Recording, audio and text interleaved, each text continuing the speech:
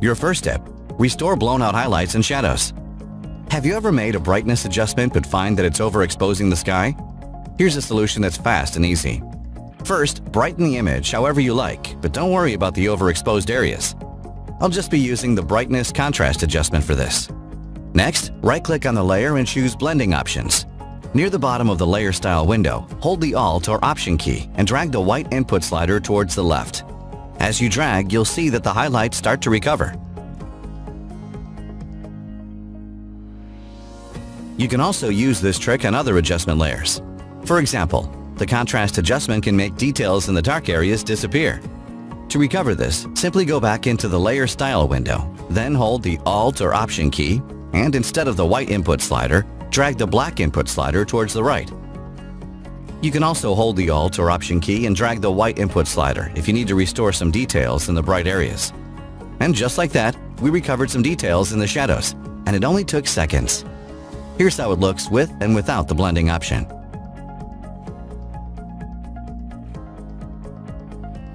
Tip number 2. Use the healing and clone tools on a separate layer. Did you know that you can use the healing or clone tools on a separate layer? Nothing will happen if you try to heal a spot on an empty layer. However, checkmark Sample All Layers in the Options bar and you can now make things disappear on a separate layer.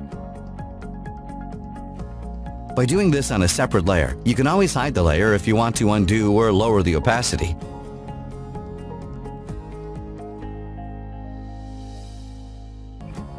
Tip number 3. Reduce haze.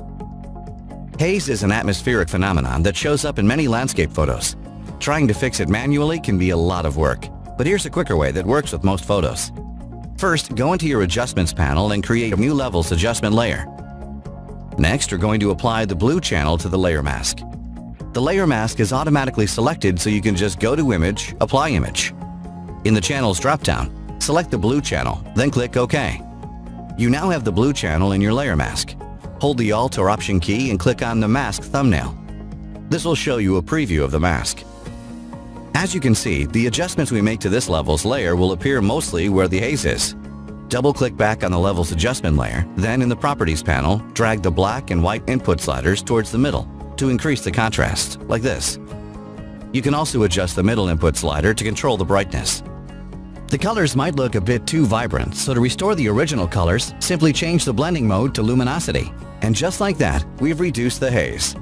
To further tweak your results, select your layer mask, then press Ctrl or Command L to open the Levels tool and play around with the sliders. We're done. Here's the before and after results. Tip number 4. Paint in a blue sky. It's not always possible to take a picture with a blue sky. Thankfully, there's an easy way to turn these overexposed or overcast skies into something more appealing. To start, create a new layer. Select the brush tool, then pick a blue color, something like this. It doesn't have to be the perfect color because we will be tweaking it later. Using a soft round brush, paint over the sky.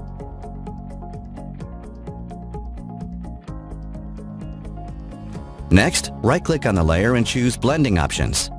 Near the bottom of the window, drag the black input slider towards the right until the buildings covered by the blue sky starts to reappear. Once it starts reappearing, hold the Alt or Option key and drag the right half of the input slider all the way towards the right to soften the blend. Click OK to close the window. Reduce the opacity to make the blue sky blend in more. Keep in mind that you want your sky to look realistic, so try to keep your opacity around 50% or less. Finally, we will tweak the color with the Hue Saturation tool. Press Ctrl or Command U to open the tool, then play around with the hue and saturation setting to get a blue sky that matches your image.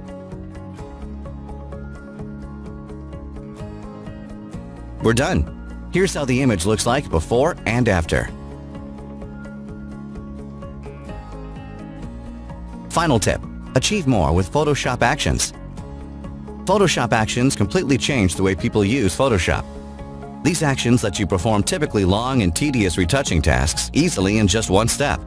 If you're not already using Photoshop Actions, then you have to try them out. There are many free and paid Photoshop Actions you can download. Check out the video description for links to these downloads.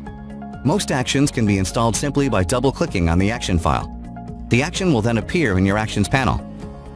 For absolute beginners, try out these instant hipster actions, which let you add Instagram effects with incredible accuracy. Simply play the action and let it run. Once it's done, you can pick the effect from the history panel.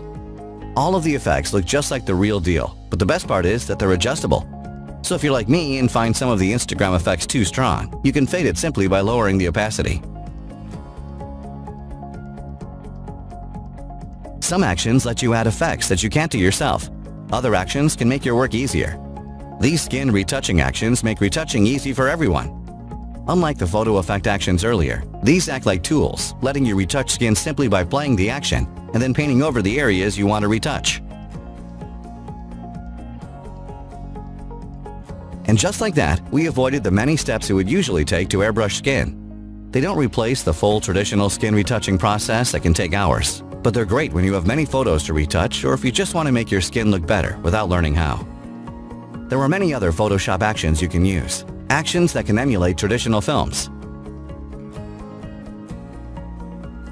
Add retro light leaks. Create a 3D diagram of your layers. Turn regular text into 3D text and more. Check out the video description for links to these free Photoshop actions and download some to try for yourself. Thank you for watching. Please subscribe to us for more great Photoshop tutorials.